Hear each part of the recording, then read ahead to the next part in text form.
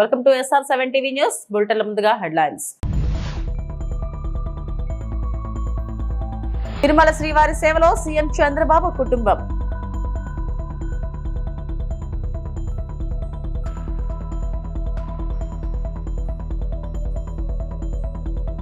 అమరావతి చిత్ర కళావేది poster ను ఆవిష్కరించిన ఉప ముఖ్యమంత్రి పవన్ కళ్యాణ్.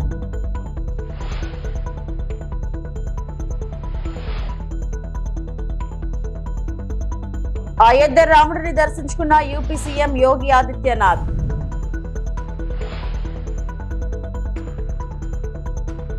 ఉత్తరప్రదేశ్ ముఖ్యమంత్రి యోగి ఆదిత్యనాథ్ శుక్రవారం అయోధ్యను సందర్శించారు. తన పర్యటన సందర్భంగా ఆయన శ్రీరాముని పాదాలకు నమస్కరించి గౌరవనీయమైన హనుమాన్ గిరి ఆలయంలో ప్రార్థనలు చేశారు.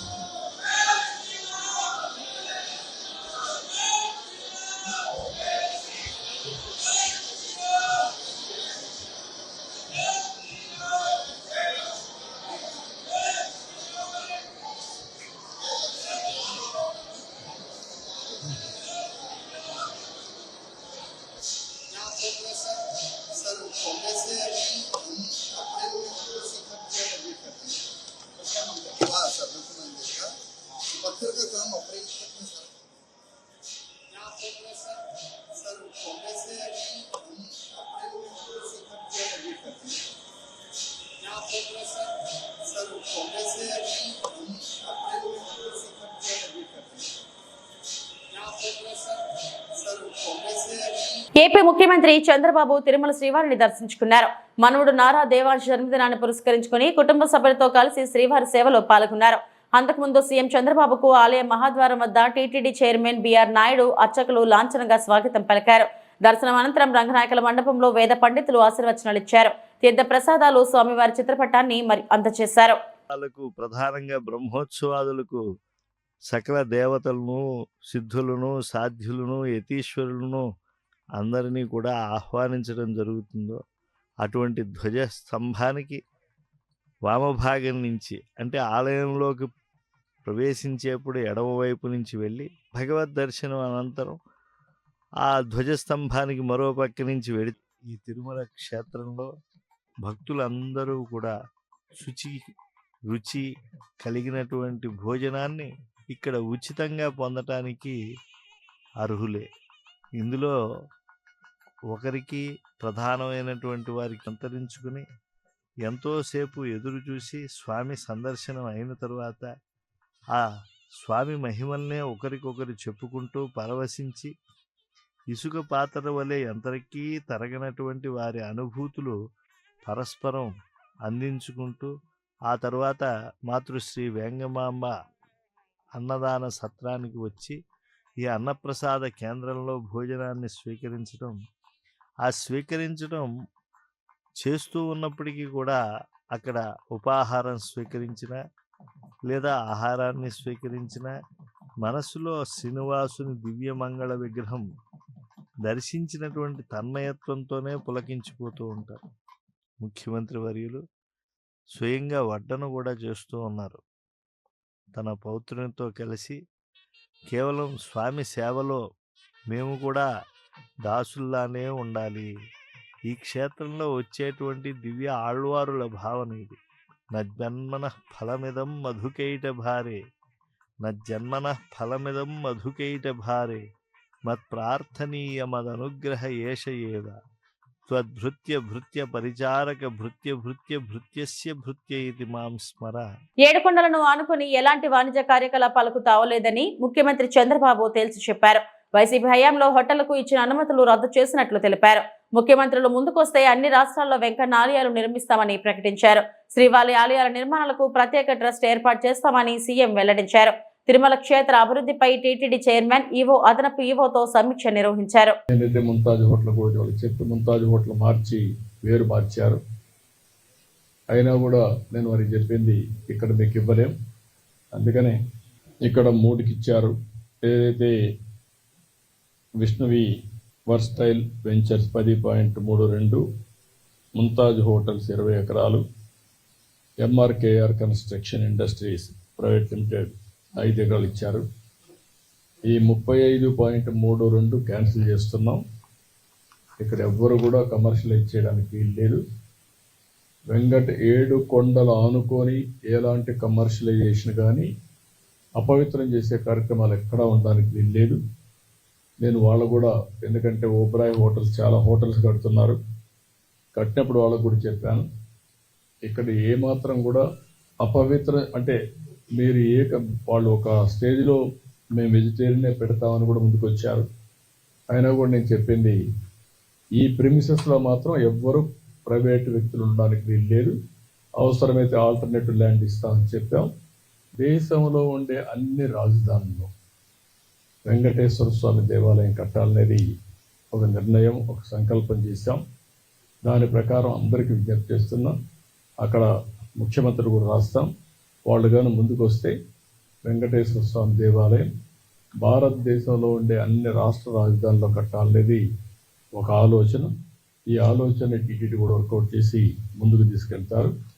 అదే మరి విదేశాల్లో కూడా, ఒక మన దేశంలోనే కాకుండా విదేశాల్లో కూడా చాలామంది హిందువులు ఇదయ్యారు.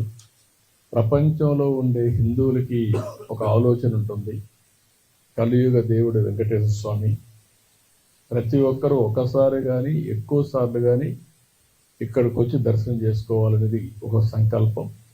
రెండో సంకల్పం, ఎక్కడికక్కడ టెంపుల్స్ ఉంటే ఆ టెంపుల్లో పూజలు చేసుకుంటూ వాళ్ళు ముందుకు పోయే పరిస్థితి వస్తుంది. వెంకటేశ్వర స్వామి ఎక్కడుంటాడో అక్కడ ఆరోగ్యం బాగుంటుంది. ఏపీ రాష్ట్ర ప్రభుత్వం ఏప్రిల్లో నిర్వహించిన అమరావతి చిత్ర కళా వీధి కార్యక్రమం పోస్టర్ను ఉప ముఖ్యమంత్రి పవన్ కళ్యాణ్ సాంస్కృతిక కమిషన్ చైర్పర్సన్ తేజస్వితో కలిసి ఆవిష్కరించారు. ఏప్రిల్ 4 నుంచి రాజమండ్రిలో జరగనున్న ఈ కార్యక్రమం దేశవ్యాప్తంగా ఉన్న కళాకారులను ఒకే వేదిక వైపు తీసుకొచ్చి వారి కళాఖండాలను ప్రదర్శించి విక్రయించడానికి కళాభిమానులతో ప్రత్యక్ష సంభాషణకు అవకాశం కల్పిస్తుందని పవన్ అభిప్రాయపడ్డారు.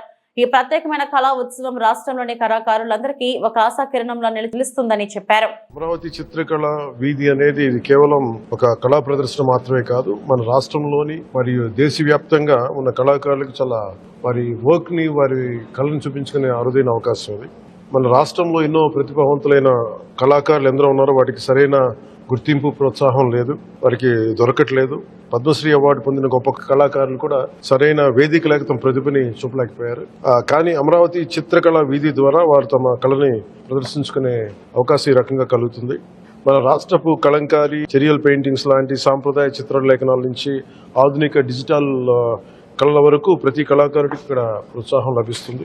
ఈ ప్రదర్శనలో కళాకారులకి ఆదరణ ఇచ్చేలాగా, ప్రజలకి కళలో ఆసక్తిని పెంచేలాగా ఉంటుంది. ఇది ఒక గొప్ప అవకాశం. ఈ అవకాశాన్ని అందరూ సద్వినియోగం చేసుకోవాల్సింది మనస్ఫూర్తిగా అందరినీ కోరుకుంటున్నాను. గ్రామీణ రోడ్లు, తెలంగాణ రాష్ట్ర రహదారులకు టోల్ విధించే ఆలోచన లేదని మంత్రి కోమటిరెడ్డి వెంకటరెడ్డి తెలిపారు. ఈ మేరకు శాసనసభలో ఆయన మాట్లాడారు. బారాస హయాంలో సిరిసిల్ల, సిద్దిపేట, గజ్వేల్కు రోడ్లు వేశారని ఆయన విమర్శించారు. ఆ 3 చోట్ల రోడ్డుకు చివరికి సింగరేణి నిధులు కూడా వాడారని ఆరోపించారు. రోడ్ల గురించి రాష్ట్రమంతా తిరిగి చూద్దామా అని హరీష్ రావుకు సవాల్ విసిరారు. కోమటిరెడ్డి సవాల్ను స్వీకరిస్తున్నట్లు హరీష్ రావు తెలిపారు. బారాస హయాంలో R&B పనుల గురించి లెక్కలు తీద్దామన్నారు.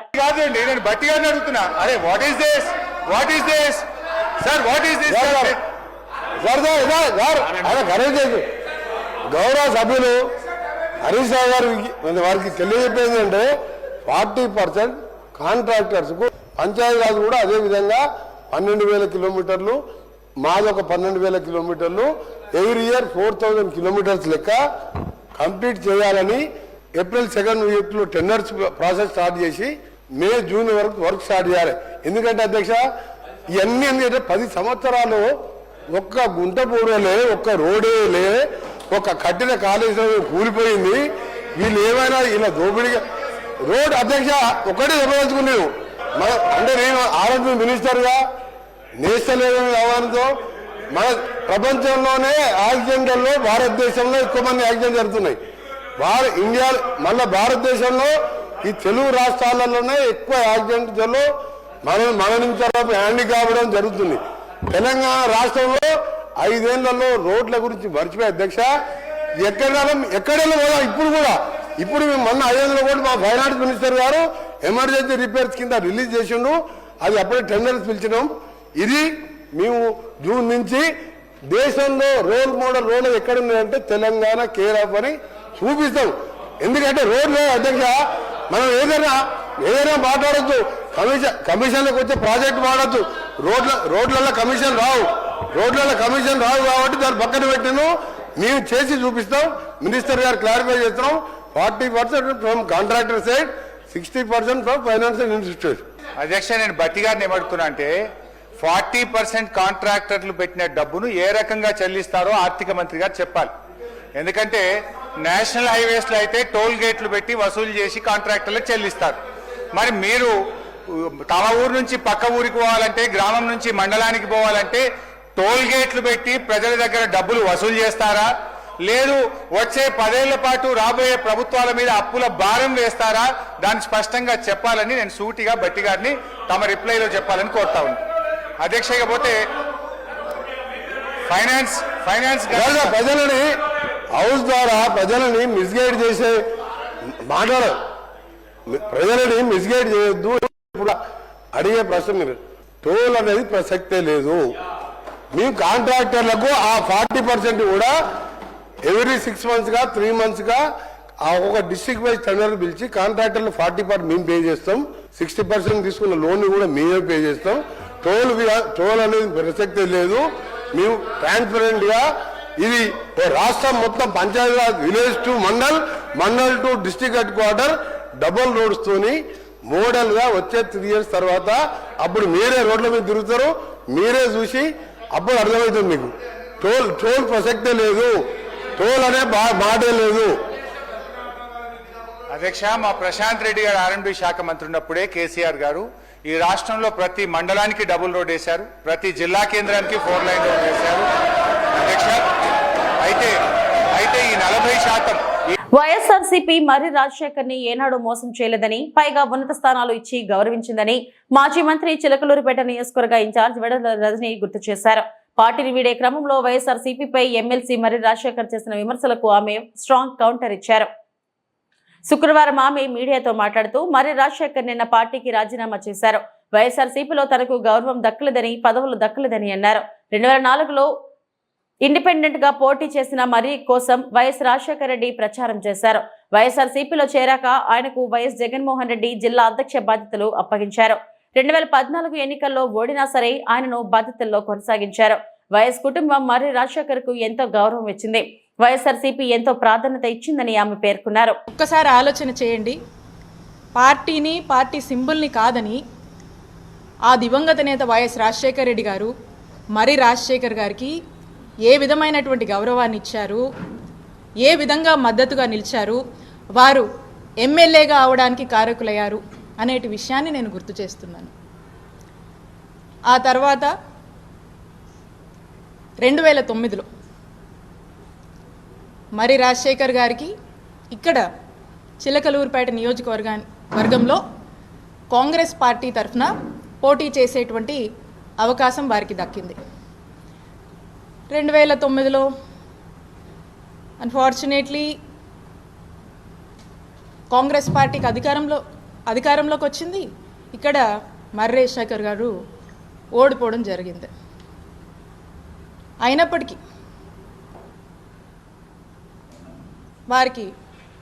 వారి గౌరవానికి ఎక్కడ కూడా తగ్గింపు అనేది జరగలేదు. ఆ తర్వాత ఆ దివంగత మహానేత డాక్టర్ వైఎస్ రాజశేఖర రెడ్డి గారి మరణం తర్వాత మా నాయకుడు జగన్మోహన్ రెడ్డి గారు వైఎస్ఆర్ కాంగ్రెస్ పార్టీ పెట్టి మరి ఆ వైఎస్ఆర్ కాంగ్రెస్ పార్టీలోకి మర్రి రాజశేఖర్ గారు కూడా రావటము, తమతో జగన్మోహన్ రెడ్డి గారితో జర్నీ చేయటం జరిగింది. అప్పుడు కూడా మా నాయకుడు జగన్మోహన్ రెడ్డి గారు అప్పట్లోనే ఉమ్మడి గుంటూరు జిల్లాకు సంబంధించినటువంటి జిల్లా పార్టీ ప్రెసిడెంట్ బాధ్యతలు కూడా మర్రి రాజశేఖర్ గారికి ఇవ్వటం జరిగింది. ఎందుకంటే తమని నమ్ముకొని అడుగు వేశారు కాబట్టి వైఎస్ఆర్ కాంగ్రెస్ పార్టీ రాజశేఖర్ గారికి ఇచ్చినటువంటి గౌరవం అని గుర్తు చేస్తూ ఉన్నాను. అంటే ఒక్కసారి ఆలోచించండి, ఆ దివంగత మహానేత డాక్టర్ వైఎస్ రాజశేఖర రెడ్డి గారు కానీ మా నాయకుడు జగన్మోహన్ రెడ్డి గారు కానీ అప్పటి నుంచి కూడా ఎటువంటి గౌరవం మరి రాజశేఖర్ గారికి ఇచ్చారు అనేటువంటి విషయం. ఆ తర్వాత 2014లో వైఎస్ఆర్ కాంగ్రెస్ పార్టీ తరఫున మన చిలకలూరుపేట నియోజకవర్గం నుంచి మరి రాజశేఖర్ గారు పోటీ చేసేటువంటి అవకాశం మా నాయకుడు జగన్మోహన్ రెడ్డి గారు ఇచ్చారు. అప్పుడు కూడా మరి రాజశేఖర్ గారు ఓడిపోయారు. ఆ తర్వాత ఓడిపోయినా కూడా ఏదైతే ఉమ్మడి గుంటూరు జిల్లా పార్టీ ప్రెసిడెంట్ పదవి ఉందో ఆ పదవిని జగన్మోహన్ రెడ్డి గారు మర్రి రాజశేఖర్కి కొనసాగించారు. 2019కి వస్తే అప్పుడు ఉన్నటువంటి పరిస్థితులు, పరిణామాలు, వారి పరిస్థితులు అన్నీ కూడా వారికి స్పష్టంగా తెలుసని నేను అనుకుంటున్నాను. కాబట్టి మా పార్టీ ఇంటర్నల్గా 2019 ఎలక్షన్ అప్పుడు ఏం మాట్లాడింది అనేటువంటి విషయం గురించి నేను ఇక్కడ మాట్లాడదలుచుకోలేదు. హుస్నాబాద్ నియోజకవర్గం జిల్లెలగడ్డ గ్రామంలో KC2 PG పాఠశాలలో హుస్నాబాద్ ఎమ్మెల్యే రాష్ట్ర బీసీ రెవెన్యూ శాఖ మంత్రి పొన్నం ప్రభాకర్ ఆదేశానుసారం 10వ తరగతి విద్యార్థులకు పెన్ను స్కేళ్లు పంపిణీ చేసిన మార్కెట్ కమిటీ వైస్ చైర్మన్ బంకా చందు మరియు కాంగ్రెస్ నాయకులు.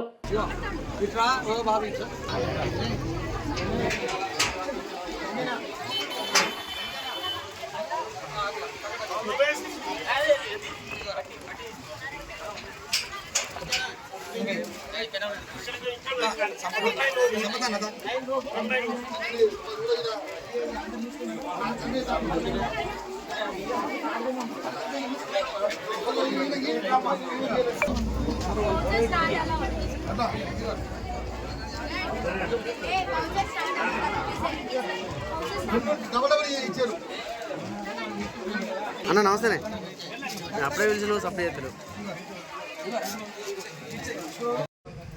జిల్లెలగడ్డ గ్రామంలో KG2 PG స్కూల్ వద్దకు మన హుస్నాబాద్ ఎమ్మెల్యే బీసీ సంక్షేమ శాఖ రవాణా శాఖ మంత్రివర్యులు పొన్నం ప్రభాకర్ గారి ఆదేశాల మేరకు ఈరోజు 10వ తరగతి చదివి ఎగ్జామ్ రాసే పిల్లలకు ఆల్ ద బెస్ట్ చెప్తూ వాళ్ళకు ఒక పల్లిపట్టిని, ఒక పెన్ను, ఒక స్కేల్ను పంపిణీ చేయడం జరిగింది మంత్రి గారి ఆదేశాల మేరకు.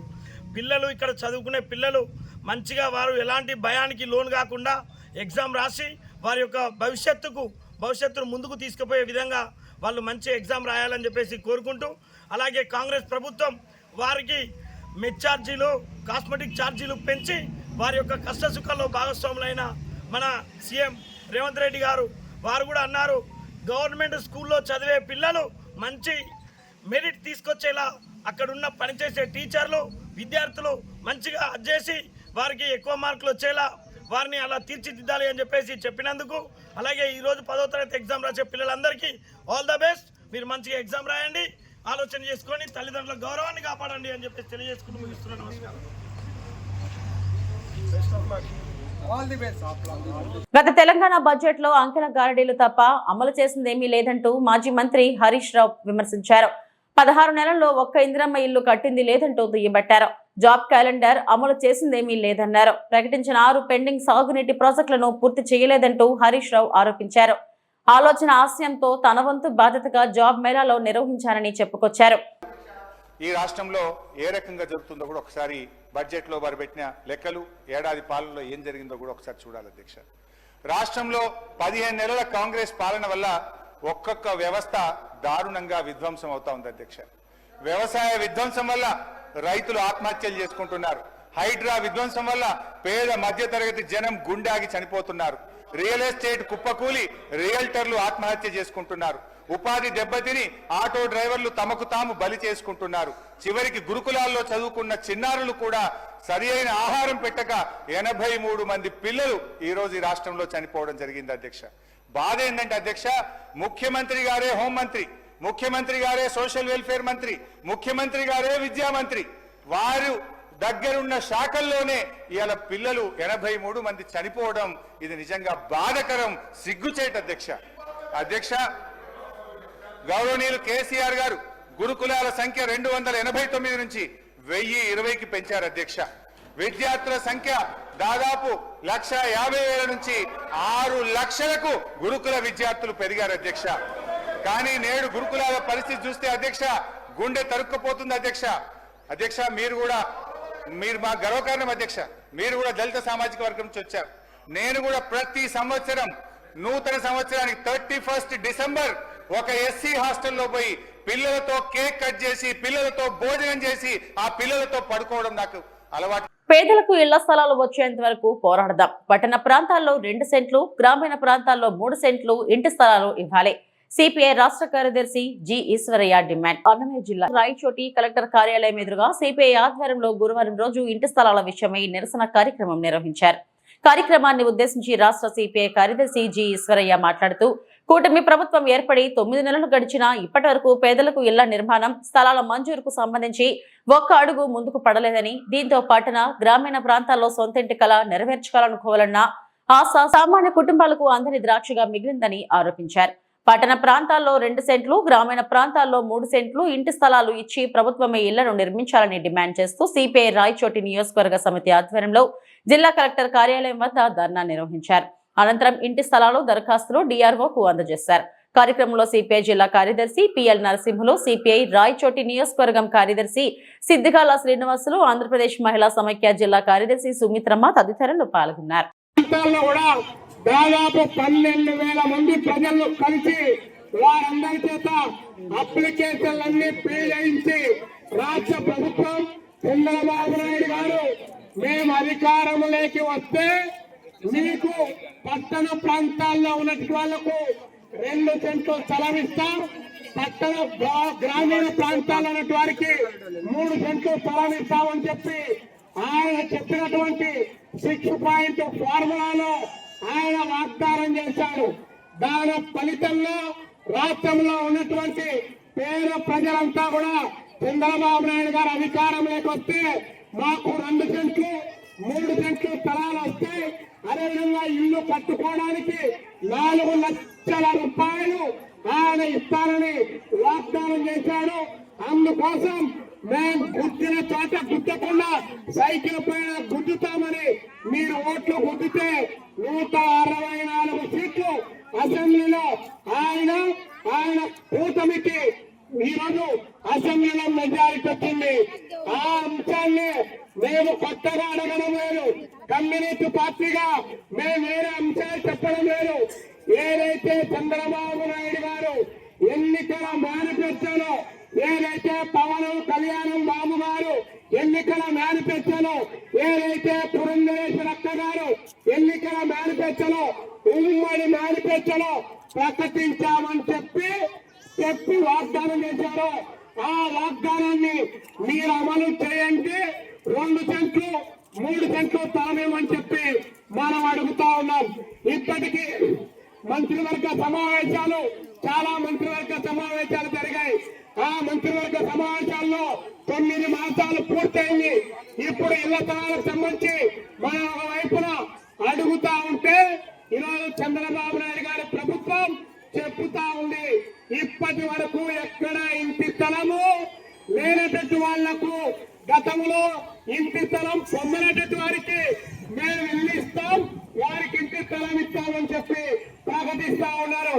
అయ్యా చంద్రబాబు నాయుడు గారు, ఏరు దాటేంత వరకు ఏరు మల్లన్న, ఏరు దాటిన తర్వాత ఏ మల్లన్న అని పిలవాలో ఒక్కసారి చెప్పయ్యా చంద్రబాబు నాయుడు గారు అని చెప్పి అడుగుతా ఉన్నాం. మీకంటే ముందున్నటువంటి అన్న జగనన్న అగ్గిపేట గిగ్గిపేట కోడి కొలవ పిల్లి పిసిక అని చెప్పేసి 1 సెంటు స్థలంలో 3 ఆవులు, 7 ఎనుగులు, 30 కోళ్లు, 2 ఎడ్లు, అదేవిధంగా డబుల్ బెడ్రూమ్ ఫ్లాట్ మీరు నిర్మాణం చేసుకోండి అని చెప్పి 31 లక్షల మందికి ఆయన ఇచ్చిన తర్వాత మీరు ఇంకా ఎవరికైనా ఇవ్వాలంటే మీ పార్టీ వాళ్ళు జిల్లాకో మండలానికో ఒక 10 మంది అయినా నిలుస్తారా?